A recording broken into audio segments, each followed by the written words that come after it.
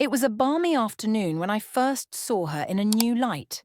Up until that point, she had always been just my sister's closest friend, someone who frequently visited our home. But on this particular day, something was different. As my sister introduced her to me again, I saw her with new eyes. It wasn't her looks that struck me. It was something deeper, the way she laughed with my mum, how effortlessly she fit into the warmth of our home. Something inside me stirred, a feeling I hadn't anticipated. I tried to dismiss it, but it lingered. A strange mix of curiosity and something more profound, something I hadn't experienced before. As they chatted in the living room, I watched her, drawn into the flow of conversation, trying to ignore the fact that my thoughts kept drifting back to her. She had always seemed like another sister to me, just another family member. But now I couldn't stop noticing the way her eyes sparkled when she spoke, how her smile lit up the room like a ray of sunshine. I could hear my mum's voice in the background teasing her, saying, "You two look so much alike. Have you ever thought about it?" It was playful, nothing serious. Yet, something in me hesitated. I couldn't shake off the thought, was I imagining this connection? Or was there something more to it than just family? There was a certain softness between us, but I didn't know how to acknowledge it, let alone act on it. Suddenly the conversation shifted, and my mum, with her gentle yet knowing smile, said, "I think she's a perfect match for you." I froze. The words seemed to echo through my mind. Was she talking about the girl sitting across from me, the one who had been nothing more than my sister's close friend? I tried to brush it off, pretending I hadn't heard it, but my mother wasn't finished. She went on to talk about how responsible, caring, and bright this girl was, how she had always been there for my sister, always looking out for her, and how her presence was a blessing in their lives. My mother, with her usual warmth, made it clear she was speaking from the heart. But this time, it was different. I glanced over at the girl. She looked embarrassed, but there was something in her eyes, something that made me wonder if she knew what my mum was suggesting.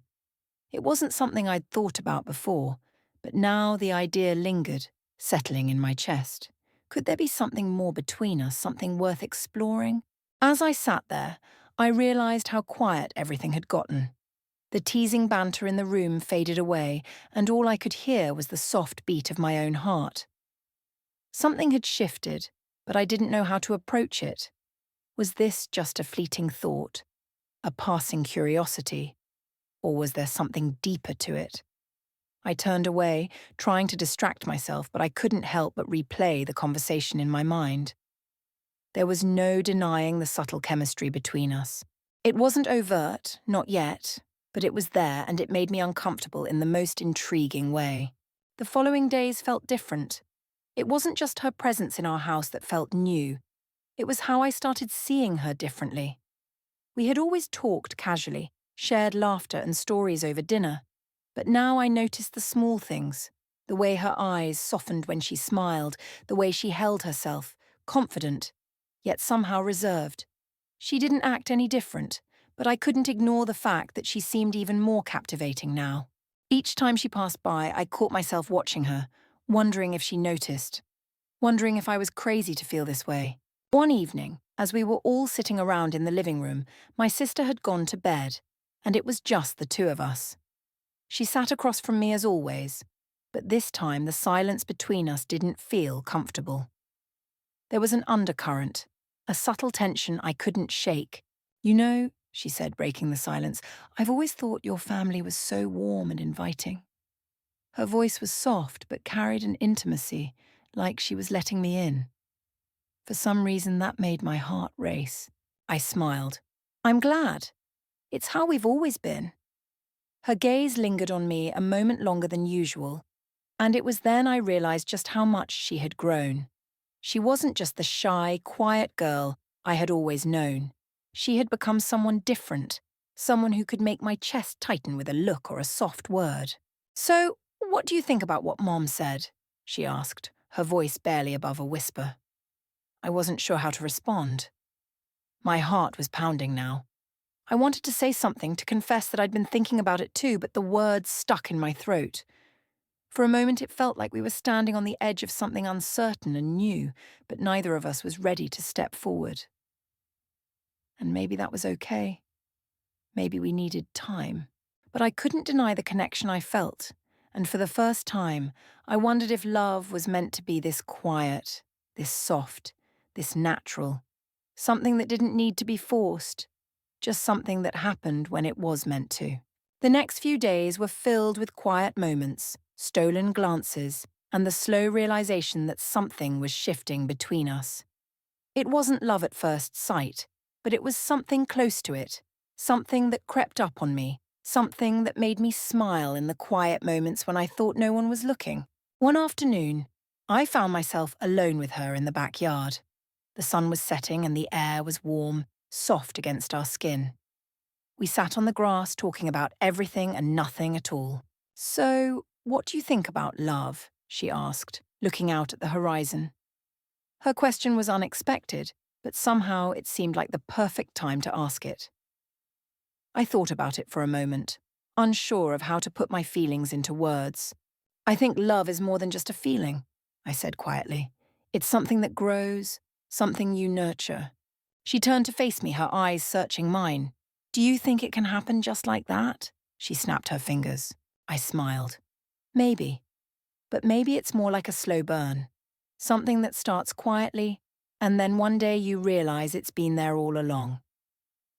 For the first time, I saw the hope in her eyes, and in that moment, I realized that this, whatever it was, had the potential to grow into something beautiful. The days following that conversation felt different. We both seemed to understand that things had changed. There were no grand gestures, no dramatic confessions, just the quiet understanding that we had something between us. I decided it was time to speak up, to acknowledge the feelings I had been trying to ignore. One evening, as we sat together, I turned to her. "I think I've been waiting for the right moment to say this," I began, feeling my heart race. "But I don't want to wait anymore. I like you," I said, my voice steady but my heart racing. "And I think we should give this a chance." Her smile was everything I needed.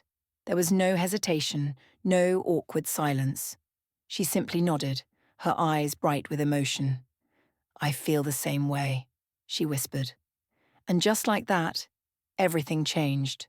We had crossed the line between friendship and something more, but it didn't feel rushed or forced. It felt right. As we sat there, surrounded by the warmth of family, I realized that sometimes love doesn't come with fireworks or grand gestures. It comes with quiet moments, soft words, and the simple acknowledgement of something real.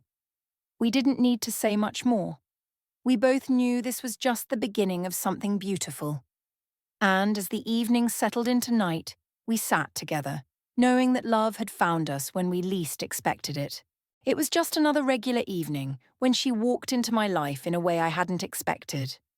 She was my sister's best friend, someone I had known for years. And yet that night, something about her felt different. She had always been a part of our family gatherings, always present but never really noticed in the way she was now. I had no reason to think about her romantically until that moment. There was an almost imperceptible shift in the way I saw her. I couldn't quite explain it, but something clicked. It wasn't her appearance, or maybe it was. It was more than that. It was the way she interacted with everyone in the room, the warmth she brought into our home. Her laughter echoed in my ears, and I realized that I had never really heard it the way I was hearing it now. It wasn't just noise, it was beautiful. As we spent the evening together, I noticed the little things, the way she smiled when she spoke to my mother, the way she made everyone around her feel like they mattered. My mom had always liked her, and so had I, but tonight it was different. There was a depth to her presence that I hadn't recognized before. I caught myself stealing glances, wondering how I could have been so blind all these years. But it wasn't just the way she was, it was something else entirely. There was something magnetic about her energy, something I hadn't seen before. She wasn't trying to be anything she wasn't. She was just herself. And somehow that was enough to captivate me. As we all gathered for dinner, my mother made a casual remark. "You two get along so well, you'd make a great couple," she said it lightly, but I could sense the weight of her words as if she meant it. It was one of those comments that was easy to dismiss, but deep down, I felt a spark of something that made me question everything. I brushed it off, not wanting to make anything of it, but my mind couldn't let it go. Could we be more than just friends? Could there be something between us? Something that had always been right in front of me, yet I had never acknowledged it? The next few days were a blur. I couldn't stop thinking about her, about the possibility of something more. Every time I saw her, it felt like a strange mix of familiarity and excitement. I found myself paying attention to the way she talked, the way she laughed, even the way she moved. It wasn't like I was falling for her all at once. It was more like a slow realization, a gradual understanding that I had been blind to the connection between us for far too long. One afternoon, she and I were sitting in the living room, talking about something completely ordinary. But somehow it felt different. I could feel her presence beside me in a way I hadn't before. Every word she spoke seemed to resonate deeper, and my heart began to race. I hadn't expected to feel this way, but there it was, undeniable. "So," she said, breaking the silence, "what do you think about what Mum said?" I hesitated for a moment, unsure of how to respond. The question lingered in the air, heavy with meaning. I think it's a little unexpected," I said, trying to keep my voice steady. But inside, I felt the flutter of something new, something exciting but also terrifying. She smiled a soft, shy smile and looked away.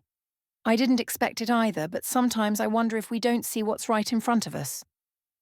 Her words hit me like a wave. It was as if she was acknowledging the same thing I had been avoiding. The truth was out there, hanging in the air, but neither of us knew how to make sense of it.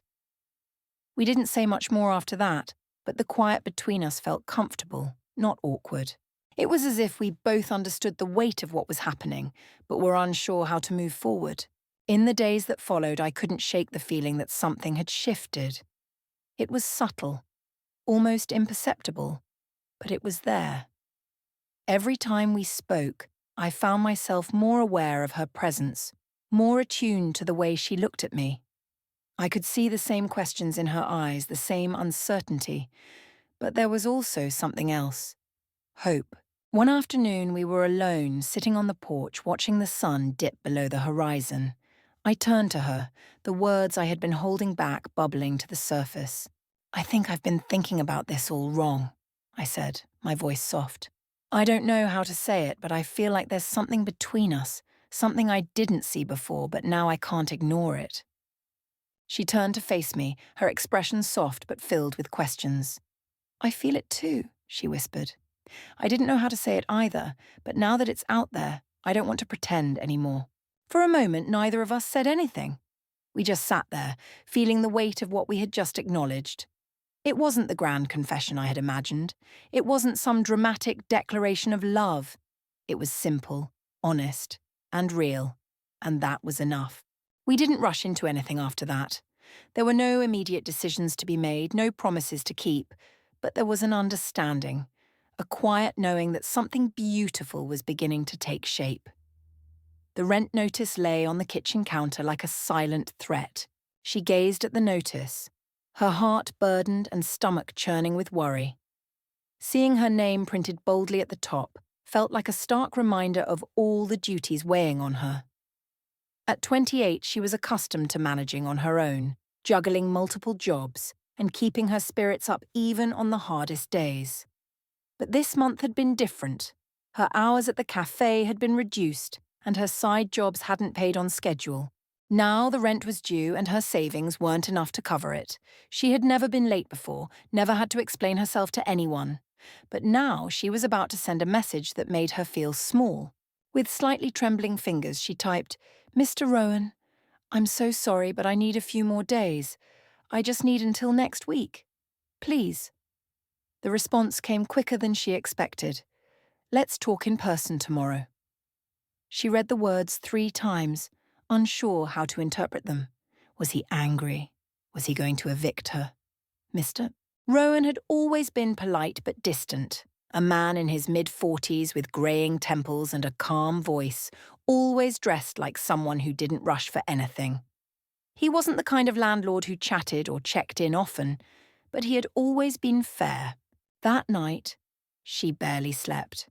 Scenarios played in her mind over and over. Would he serve her papers? Demand something she couldn't give? The thought made her sick with dread. The next afternoon, she arrived at his small property office. The building was old but neat, with a familiar smell of coffee and aging wood. He opened the door before she knocked, offering a gentle nod and a gesture to come in. His eyes were thoughtful, not stern. She apologized immediately, words tumbling out, her voice almost cracking. She explained her situation, her efforts, her plans to make it up. She expected to see judgment in his face, or worse, indifference. Instead, he listened quietly, hands resting on the table, occasionally nodding. When she finished, silence filled the space for a few long seconds. Then his voice broke it softly. "I know times are hard. I've seen a lot of tenants come and go, but you've always been steady, honest." He leaned back slightly, folding his hands. "I don't want to make things harder for you." Relief washed over her, so sudden and sharp it nearly brought tears to her eyes. She tried to thank him, but he shook his head. "I was going to renovate this office space," he said, glancing around the walls, "but I've been putting it off. Maybe we could help each other." Her brows drew together. "Help how?" "You help with the renovation. In return, I give you time. No rent for the next 2 months. Fair deal." She was stunned. "You're serious?" He smiled slightly. "I've always been serious." She left that office with a weight lifted but a new curiosity stirring. What kind of man offers kindness without condition? And why did his kindness make her heart beat a little faster? She showed up the next morning, unsure of what to expect, dressed in jeans and an old hoodie.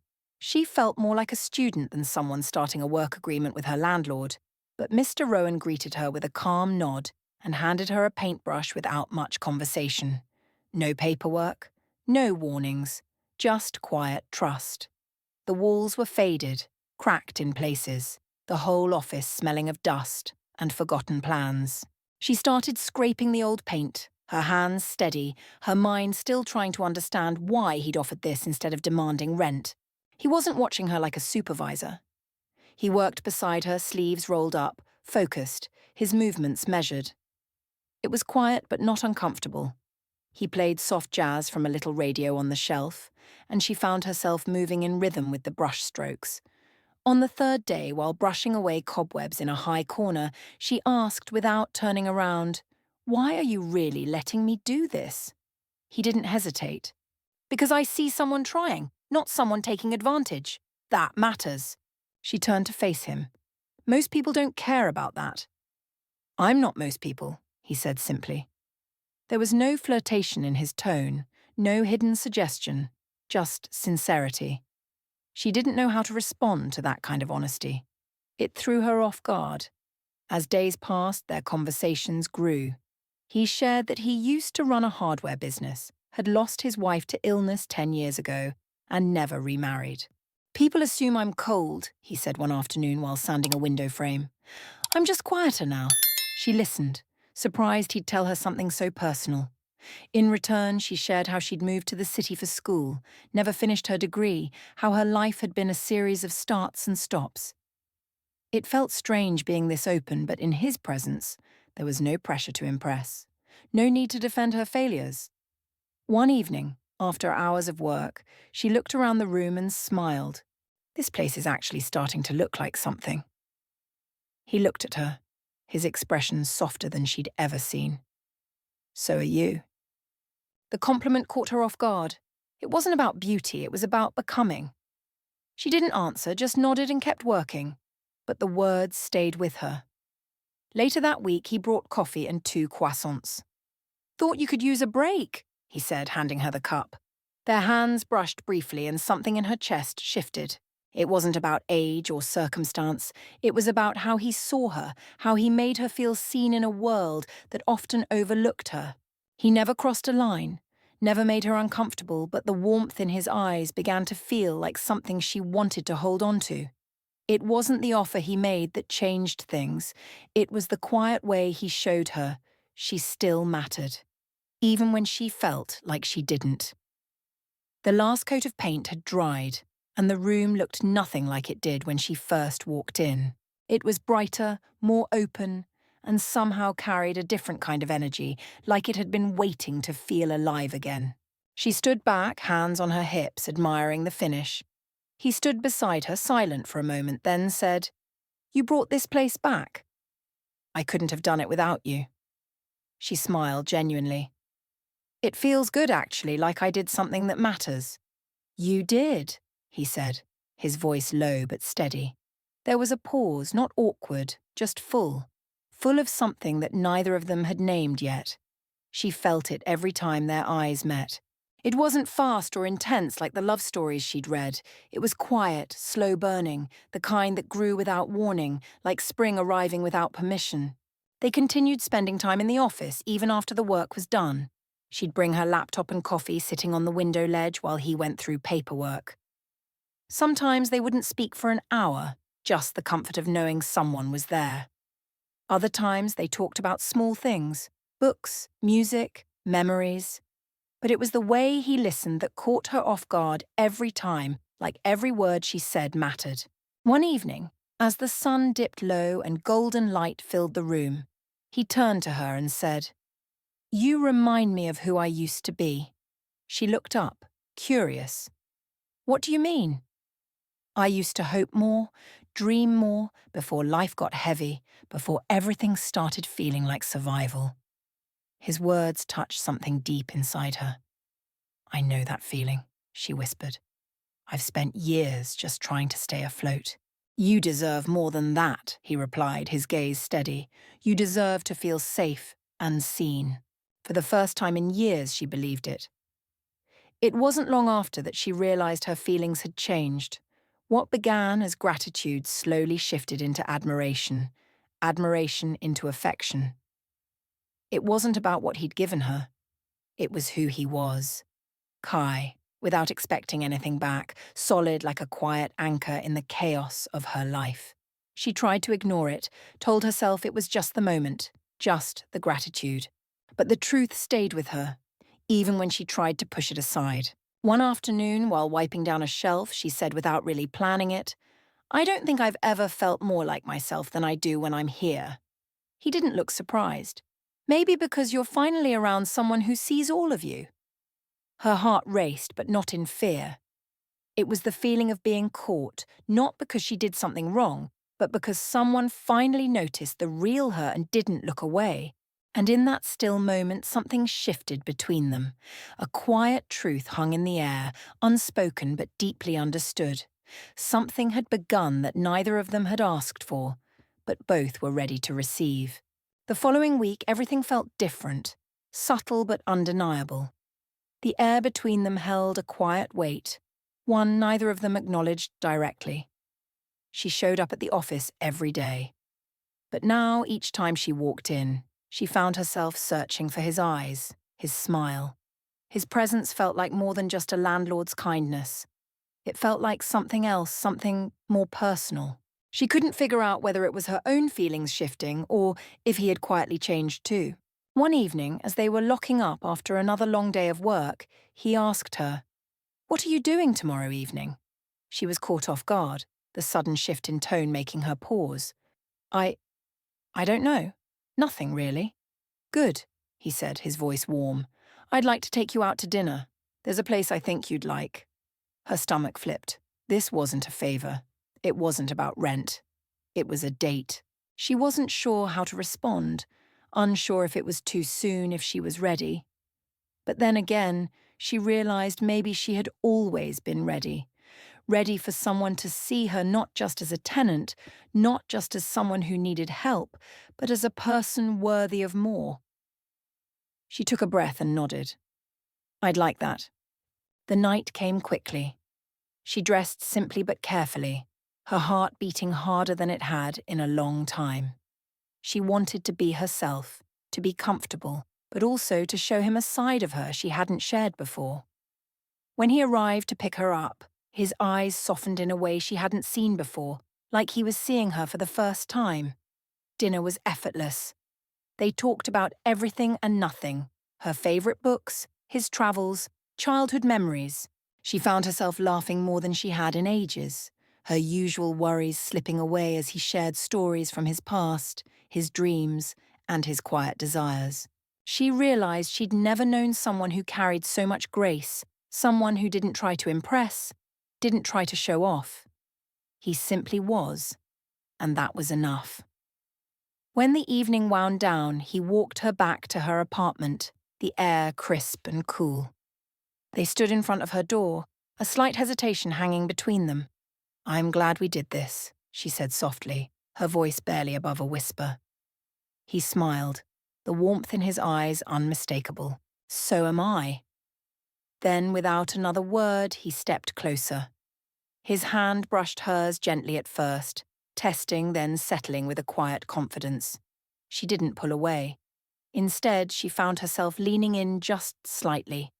His face was close now, and in that moment the world around them seemed to quiet. "I don't want this to be the last time," he said, his voice low but sincere. Her breath caught in her throat. This was it, the moment where everything shifted. She had been waiting for it, even if she hadn't known how to put it into words. She smiled, her heart full of something she hadn't felt in a long time, something pure, something real. "Me neither," she whispered before their lips met in a gentle kiss. In that kiss, she felt everything, the warmth, the security, the promise of something more, something that went beyond rent, beyond favours, beyond anything that had started the strange and beautiful journey between them. It was simply two people who had found each other at the right time, in the right way. And she knew with quiet certainty that this was just the beginning.